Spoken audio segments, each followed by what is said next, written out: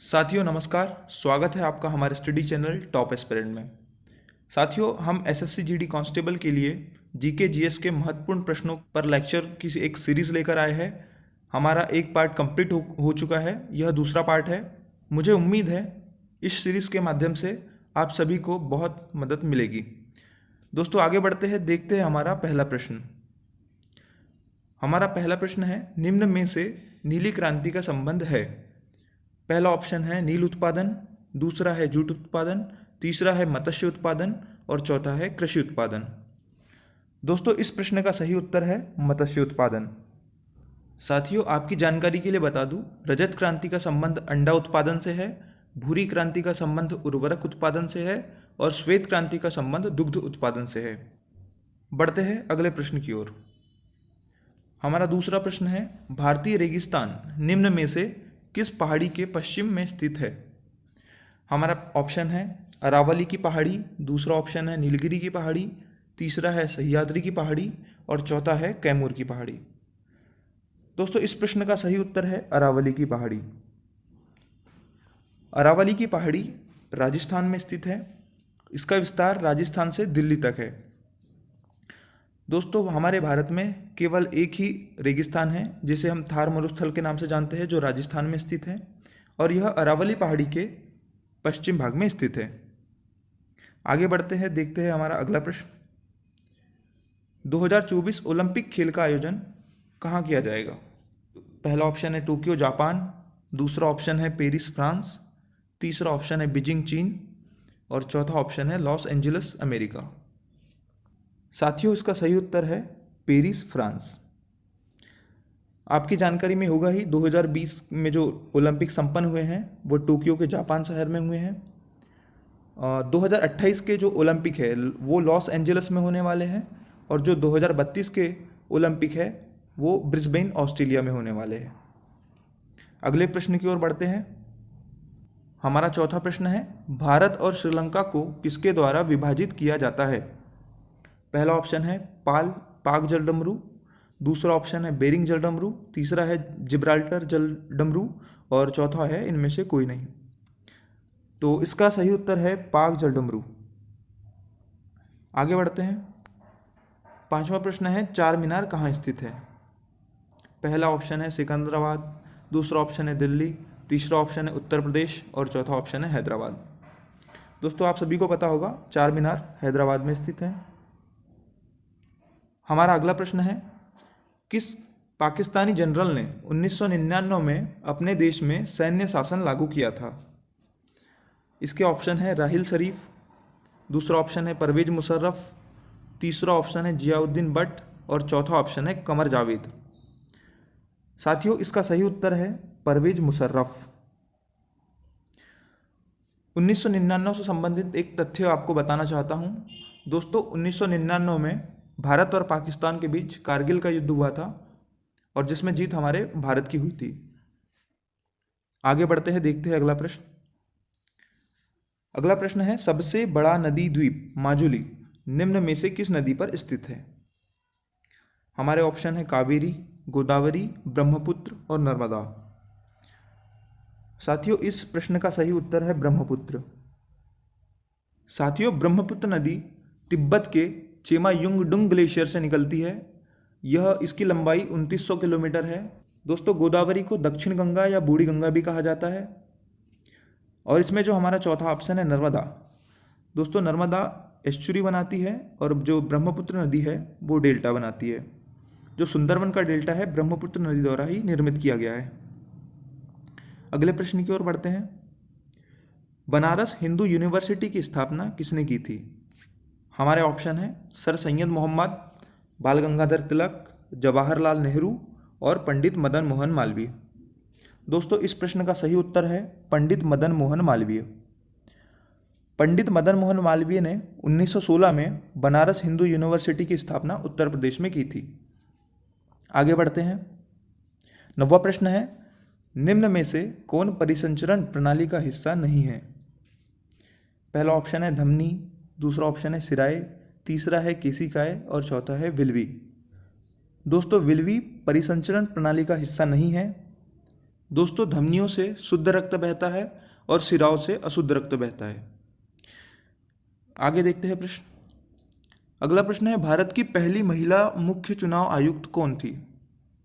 दोस्तों पहला ऑप्शन है निर्मला सीतारमण, दूसरा ऑप्शन है प्रतिभा देवी, तीसरा ऑप्शन है वीएस रमा देवी और चौथा है मीरा कुमारी। दोस्तों वीएस रमा देवी इसका सही उत्तर है। वीएस रमा देवी भारत की पहली मुख्य चुनाव आयुक्त थी। आगे बढ़ते हैं, देखते हैं अगला प्रश्न। एजी निम्नलिखित में से किसका संकेत है? हमारे ऑप्शन है चांदी, दूसरा ऑप्शन है सोना, तीसरा है तांबा और चौथा है एल्यूमिनियम। साथियों इस प्रश्न का सही उत्तर है चांदी। साथियों सोने को एयू से संकेत करते हैं, तांबे को सीयू से और एल्यूमिनियम को एल से। बढ़ते हैं अगले प्रश्न की ओर। हमारा अगला प्रश्न है, निम्न में से कौन भारतीय शास्त्रीय संगीत की प्रख्यात गायिका है? इसका सही उत्तर है सुभा मुद्गल। 13वां प्रश्न है, ओरिजिन ऑफ स्पीसीज के लेखक कौन है? पहला ऑप्शन है चार्ल्स रॉबर्ट डार्विन, दूसरा है जेम्स वॉटसन, तीसरा है लुई पाश्चर और चौथा है जेन गुडॉल। साथियों इस प्रश्न का सही उत्तर है चार्ल्स रॉबर्ट डार्विन। बहुत सारी प्रतियोगी परीक्षाओं में यह प्रश्न पूछा जा चुका है।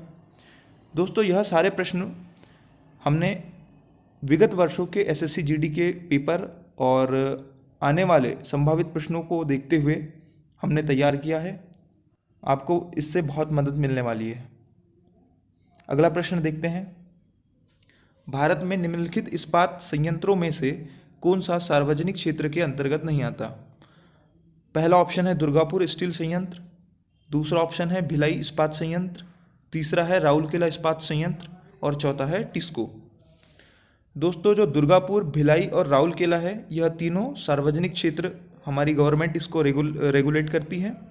जो दुर्गापुर स्टील संयंत्र है वह पश्चिम बंगाल में स्थित है, भिलाई इस्पात संयंत्र छत्तीसगढ़ में स्थित है और जो राउरकेला है वो उड़ीसा में स्थित है। इस प्रश्न का सही उत्तर है टिस्को, जो जमशेदपुर में स्थित है। यह टाटा ग्रुप द्वारा संचालित होता है।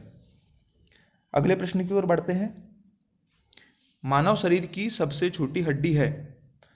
दोस्तों आपको जो पिछला लेक्चर था उसमें हमने हड्डियों के बारे में थोड़ी चर्चा की थी।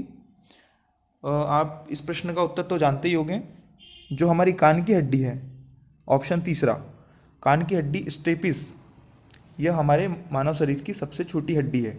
दोस्तों मानव शरीर की सबसे बड़ी हड्डी फीमर है जो हमारी जांघ में पाई जाती है। अगला प्रश्न देखते हैं।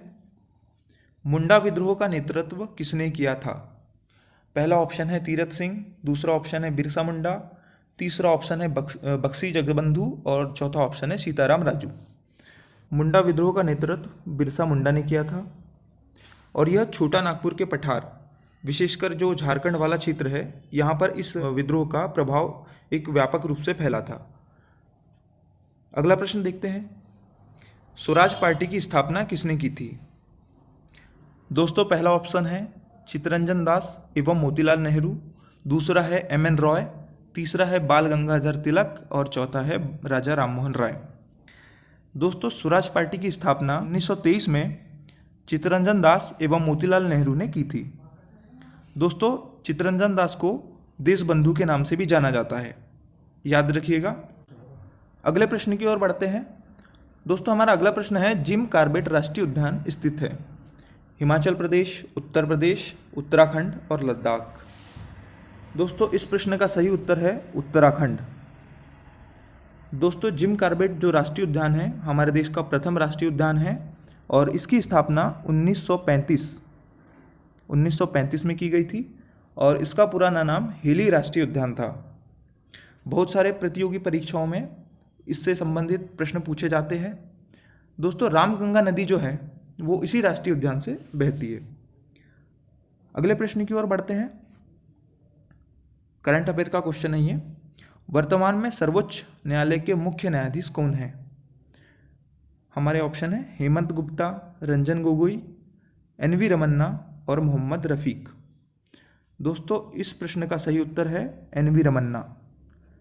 एन.वी. रमन्ना हमारे सर्वोच्च न्यायालय के मुख्य न्यायाधीश है वर्तमान में और ये 48वें नंबर के मुख्य न्यायाधीश है। दोस्तों मोहम्मद रफ़ीक मध्य प्रदेश हाईकोर्ट के चीफ जस्टिस है। दोस्तों अगले प्रश्न की ओर बढ़ते हैं, बात करते हैं बिग बैंग सिद्धांत किसने दिया था। पहला ऑप्शन है डॉपलर, दूसरा ऑप्शन है हब्बल, तीसरा ऑप्शन है जॉर्ज लेमेंटियर और चौथा ऑप्शन है आइंस्टाइन। दोस्तों इस प्रश्न का सही उत्तर है जॉर्ज लेमेंटियर। इन्होंने बिग बैंग सिद्धांत दिया था, जिसे हम पृथ्वी की उत्पत्ति का सिद्धांत कहते हैं। दोस्तों बढ़ते हैं अगले प्रश्न की ओर। भारत के राष्ट्रपति के बारे में सही तथ्य है। भारत के राष्ट्रपति नियुक्त होते हैं, भारत के राष्ट्रपति निर्वाचित होते हैं, दोनों सही है या इनमें से कोई भी नहीं। दोस्तों इस प्रश्न का सही उत्तर है भारत के राष्ट्रपति निर्वाचित होते हैं। दोस्तों भारत के राष्ट्रपति का जो पद है संविधान के अनुच्छेद 52 में वर्णित है। आगे बढ़ते हैं, अगले प्रश्न को देखते हैं। किसान क्रेडिट कार्ड योजना केसीसी योजना कब शुरू की गई। हमारे ऑप्शन है 1980, दूसरा ऑप्शन है 1997, तीसरा ऑप्शन है 1998 और चौथा है 2001। इस प्रश्न का सही उत्तर है 1998। दोस्तों जब 1998 में तत्कालिक प्रधानमंत्री यशवंत सिन्हा द्वारा केसीसी योजना की शुरुआत की गई थी। अगला प्रश्न है नाबार्ड की स्थापना कब हुई। हमारे विकल्प है 1919, 1982, 1980 और 1965। दोस्तों इस प्रश्न का सही उत्तर है 1982। साथियों 12 जुलाई 1982 को शिवरमन समिति की सिफारिश पर नाबार्ड की स्थापना की गई और इसका मुख्यालय मुंबई में स्थित है। अगले प्रश्न की ओर बढ़ते हैं। बेसबॉल में कितने खिलाड़ी होते हैं। हमारे ऑप्शन है 9, 7, 4 या 11। तो दोस्तों इस प्रश्न का सही उत्तर है 9। बेसबॉल में 9 खिलाड़ी होते हैं। यह अमेरिका का एक राष्ट्रीय खेल है। दोस्तों बात करें विभिन्न खेलों की तो पोलो में 4 खिलाड़ी होते हैं, वाटर पोलो में 7 खिलाड़ी होते हैं और क्रिकेट, हॉकी और फुटबॉल इनमें 11-11 खिलाड़ी होते हैं। दोस्तों हमारा अगला प्रश्न है बीएसएफ की स्थापना कब हुई। दोस्तों एसएससी जीडी का महत्वपूर्ण प्रश्न हो सकता है ये। हमारे ऑप्शन है 1939, 1965, 1962 और 1835।